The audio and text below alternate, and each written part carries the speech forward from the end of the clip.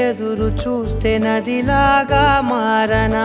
చైత్రమల్లె నువ్వు పూస్తే చిగురాకే అవ్వనా నన్నే వరించే యువరాజును అంట